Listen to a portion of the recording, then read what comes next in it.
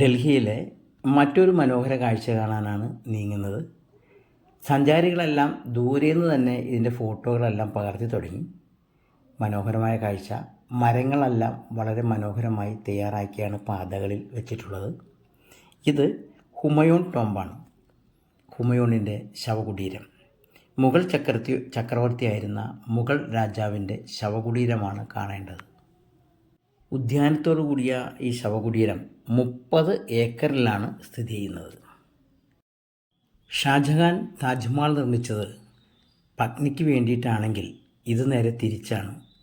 ഈ ശവകുടീരം ഉണ്ടാക്കിയത് ഹുമയൂണിന് വേണ്ടി ഭാര്യ നിർമ്മിച്ചതാണ്. താജ്മഹലിൻ്റെ മാതൃകയിൽ ഏകദേശം ഈ താജ്മഹൽ ഇത് കണ്ടിട്ടാവണം ഇതിൻ്റെ രീതിയിലാണ് അത് ചെയ്തിട്ടുള്ളത്. കുറച്ച് കാര്യങ്ങളൊക്കെ അതിന് മിന്നാരങ്ങൾ കുറവാണ് എന്നുള്ളൂ. ചുറ്റും താജ്മഹലിന് മിന്നാരങ്ങളുണ്ടെങ്കിൽ ഇതതിനില്ല. അങ്ങനെ ഒരു പ്രത്യേകത മാത്രം ഇത് തമ്മിലുള്ളൊരു വ്യത്യാസമുണ്ട്. ഉൾഭാഗങ്ങളിലെല്ലാം ഇങ്ങനെ ഉയരത്തിൽ മാർബിളിൽ ചെയ്തിട്ടുള്ളതാണ്. പുറത്ത് ചെങ്കല്ലുകൊണ്ട്, ചുമന്ന കല്ലുകൊണ്ടാണ് അതിൻ്റെ നിർമ്മിതിയിൽ ഏറെയും ചെയ്തിട്ടുള്ളത്. നടുക്ക് ഹുമയൂണിൻ്റെ ശവകുടീരമുണ്ട്. അതിനുശേഷം ആ രാജവംശത്തിൽപ്പെട്ട പലരുടെയും ശവകുടീരങ്ങൾ അവിടെയുണ്ട്. അതിന് ചുറ്റുമായുള്ള പല നിർമ്മിതികളും നമ്മൾ കാണുമ്പോൾ അത് കണ്ട് മനസ്സിലാക്കാൻ സാധിക്കുന്നുണ്ട്. അദ്ദേഹത്തിൻ്റെ പ്രിയപത്നി ഹമിദ ബാനു ബീഗമാണ് ഇത് നിർമ്മിച്ചത്.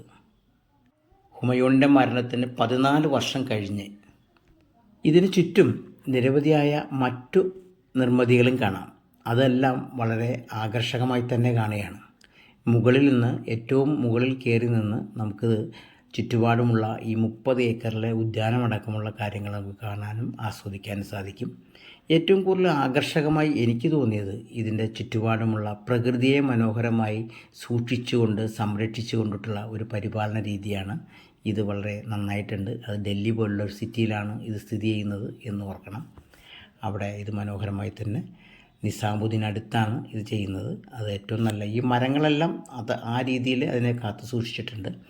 ഒരു ഉച്ചയ്ക്ക് ശേഷം ഒരു ദിവസം മുഴുവൻ നമുക്ക് വേണമെങ്കിൽ ഉച്ചവരെയോ ഒക്കെ തീർത്തു പോകാൻ പറ്റുന്ന നല്ലൊരു ഉദ്യാനവും കൂടിയാണ് ഇത്.